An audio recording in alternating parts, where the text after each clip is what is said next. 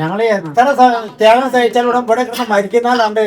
അതൊന്നും നോക്കണ്ടേ നമ്മൾക്ക് വേറെ പോകാൻ പോകാമല്ലോ.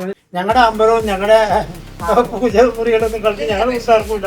അത് സത്യമാണ് ഞങ്ങൾ പറയുന്നത്. കോടതി ഉത്തരവിനെ തുടർന്ന് കുടിയൊഴിപ്പിക്കൽ ഭീഷണി നേരിടുന്ന ഈ പ്രദേശത്തെ ജനങ്ങൾക്കൊപ്പം സർക്കാർ തങ്ങളുടെ ഭൂമി അളന്നു തിട്ടപ്പെടുത്തണമെന്ന പ്രദേശവാസികളുടെ ആവശ്യം റവന്യൂ വകുപ്പുമായി ചേർന്ന് പരിശോധിക്കുമെന്ന് പട്ടികജാതി പട്ടികവർഗ പിന്നാക്ക ക്ഷേമ വകുപ്പ് മന്ത്രി കെ.എ. തുളസി ഉറപ്പു നൽകി. മുൻ സർക്കാരിന്റെ കാലത്ത് കോടതി നടപടികളുണ്ടായപ്പോൾ ഭൂമി അളന്നു തിട്ടപ്പെടുത്തിയിരുന്നെങ്കിൽ ഇവിടുത്തെ ജനങ്ങൾക്ക് ഈ ദുരവസ്ഥയുണ്ടാകില്ലായിരുന്നു എന്ന് മന്ത്രി പറഞ്ഞു. കാര്യം നമ്മൾ പരിശോധിച്ചിട്ട് ചെയ്യും. അതിന് മറുപടി പറയേണ്ടത് 10 വർഷം ഈ സംസ്ഥാനം ഭരിച്ച ഇടതുമുന്നണി സർക്കാരാണ്. വിവിധ നേതാക്കന്മാരെ ഇവിടേക്ക് എത്തിക്കാൻ കാണിക്കുന്ന താല്പര്യം ആ ഓർഡർ വന്ന സമയത്ത് സർക്കാർ, അന്നത്തെ ഇടതുമുന്നണി സർക്കാർ കാണിച്ചിരുന്നു എങ്കിൽ ഇന്ന് ഈ പ്രദേശത്തെ ആളുകൾക്ക് ഇത്രയധികം വേദന അനുഭവിക്കേണ്ട ഒരു സാഹചര്യം വരുമായിരുന്നില്ല. കുടിയൊഴിപ്പിക്കൽ ഭീഷണി നേരിടുന്ന സ്ഥലം സന്ദർശിക്കാൻ മന്ത്രിയുടെ കൂടെ MLA-മാരായ മുഹമ്മദ് ഷിയാസ്, BP സജീന്ദ്രൻ എന്നിവരുമുണ്ടായിരുന്നു. പാരിയത്തുകാവ് കോളനി നിവാസികൾക്കൊപ്പം സർക്കാരുണ്ടെന്ന് മന്ത്രി കെ.എ. തുളസി അറിയിച്ചു. നമുക്ക് എന്ത് ചെയ്യാൻ പറ്റുന്നത് ആലോചിക്കാം. അത് ഈ സാവകാശത്തിന്റെ ഉള്ളിൽ തന്നെ ചെയ്യുവാണ്.